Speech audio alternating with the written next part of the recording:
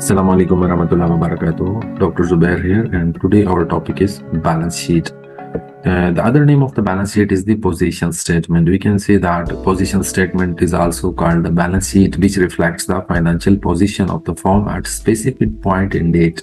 Position statement helps to ascertain and understand the total assets, liabilities, and capital of the firm. One can understand the strength and weakness of the concern with the help of position statement. जी, हम आसान अल्फाज में इसको यूं समझेंगे कि balance sheet एक ऐसा इंस्ट्रूमेंट है, ऐसा डॉक्यूमेंट है जिसकी मदद से एक कंपनी जो है अपनी फाइनेंशियल पोजीशन को देखती है। उसमें यहाँ पे हमने देखा कि उसके पास टोटल एसेट्स कितने हैं, उसकी लायबिलिटीज, उसके वाजिबात कितने हैं और उसका कैपिटल कितना है, यानी सरमाया उसके पास कितना है। ये तीन चीजें बड़ी इंपॉर्टेंट होती हैं बैलेंस शीट में। अभी हम इसको बड़े आसान अल्फाज में समझेंगे। नेक्स्ट की स्लाइड में हम इसको देख सकते हैं, बड़ा सिंपल सा, और ये हमें बताती है कि पोजीशन क्या है कंपनी की। जब हम यहाँ पे आते हैं तो हमने देखा कि एबीसी कंपनी है और ABC company balance sheet and position statement. अच्छा, हम ये बात जहन में रखिएगा, ये जो नीचे मैंने लिखा है एज ऑन 30 जून, यानी balance sheet at any point पे जो है बनाई जा सकती है। यानी एट एनी पॉइंट हम कोई भी किसी भी डेट को जाके अपनी बैलेंस शीट को देख सकते हैं जाके, कि मतलब बना सकते हैं कि हम बेसिकली उस डेट में हम देखना चाहते हैं कि हमारे पास असासे कितने हैं, वाजबात कितने हैं और उसका सरमाया कितना है। जैसे हमने लेफ्ट साइड पे देखा कि लेफ्ट साइड पे क्या था कि एसेट्स था। अच्छा, राइट साइड पे देखें तो लायबिलिटीज एंड कैपिटल है। तो एसेट्स क्या है हमारे पास? Cash, account receivable, inventory. अब बेसिकली हम ये देखना चाहते हैं, मैं आपको बड़े आसान अल्फाज में अकाउंटिंग इक्वेशन की मदद में ये बेसिकली इसका स्ट्रक्चर समझाना चाहता हूँ। तो यहाँ जब हम देखते हैं अकाउंटिंग इक्वेशन बेसिकली क्या है, the principle that a company assets are equal to the sum of its liabilities and equity. Actually balance sheet is the extending part of the accounting equation.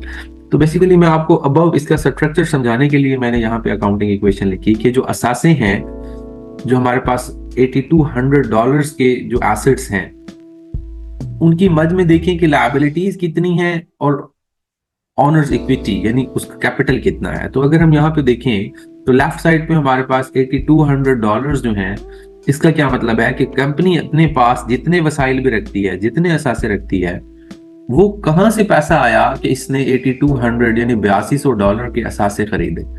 इनके पास क्या है कि $5200 जो है कंपनी का अपना सरमाया था जब उसने इनिशियल बिजनेस ओपन किया या वट एवर, या शेयर होल्डर्स की अमाउंट जो है, और $3000 क्या है? लायबिलिटीज हैं। लायबिलिटीज ये कहां से आती हैं? मतलब इसने बैंक से लोन लिया होगा तो किसी से उधार पकड़ लेना, लायबिलिटीज। यानी 8200 की मद में जो असासे हैं वो 5200 उनका अपना है और 3000 उसकी लायबिलिटीज है।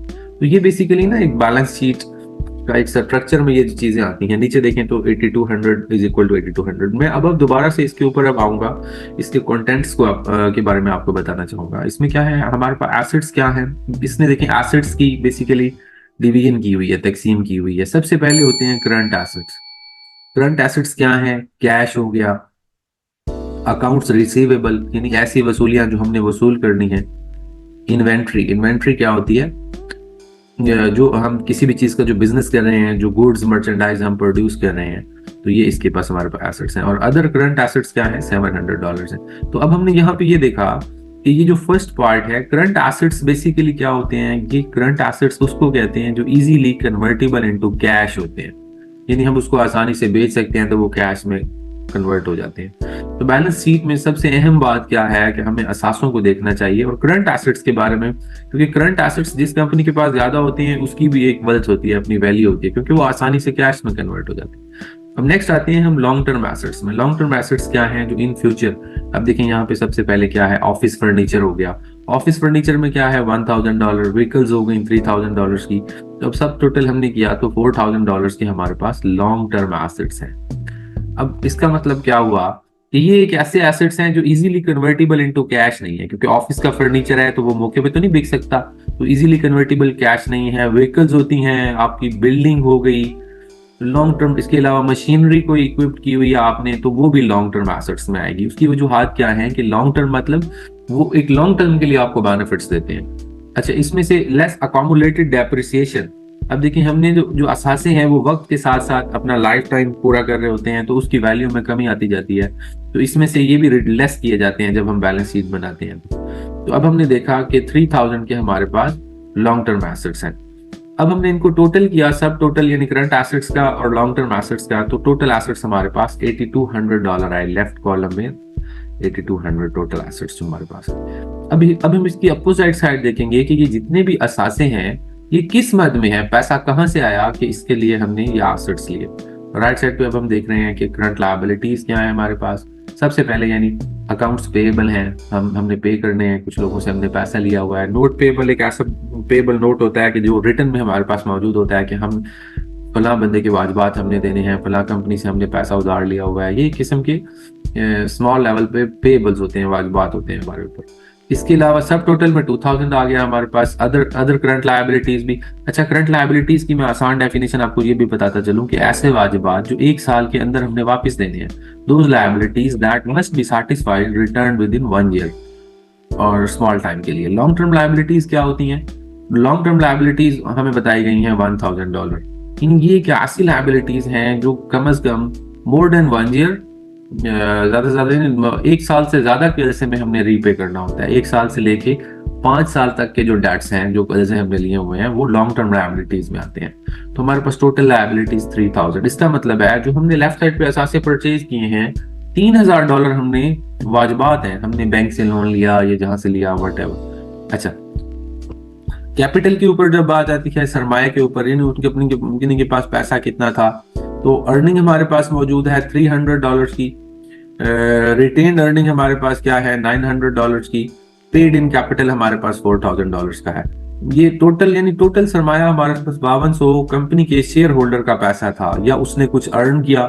300 वो लिखे हुए हैं। रिटेन अर्निंग ये ऐसी अर्निंग होती है जो कि री इन्वेस्ट की जाती है। मिसाल के तौर पे हमने कुछ पैसा कमाया और उस पर हमें प्रॉफिट मिला, तो उसमें से हमने रिटेन अर्निंग $900 रखा, और बाकी जो कुछ अमाउंट होती है, जो हिस्सा होता है हमारे पास, वो हम डिविडेंड की फॉर्म में शेयर होल्डर्स में, हिस्सेदारों में बांट देते हैं। पेड इन कैपिटल एक ऐसा कैपिटल होता है जो कि यानी कोई भी कंपनी स्टार्ट होती है तो स्टार्ट में जो पैसा हमें मिलता है शेयर होल्डर से, वो 4000 इकट्ठा हुआ। यानी अब ये देखें कि एक कंपनी ओपन हुई, उसमें टोटल एसेट्स जो है यानी असासे उसके $8200 के थे, और वो तमाम क्या थे कि लायबिलिटीज एंड कैपिटल की बेस पे थे, ये लेफ्ट साइड पे। तो हमने ये देखा कि assets is equal to liabilities and capital. End पे जो टोटल एसेट्स हैं वो टोटल लायबिलिटीज एंड कैपिटल के इक्वल आने चाहिए, तब हम कहेंगे कि हमारी बैलेंस शीट ये ठीक है।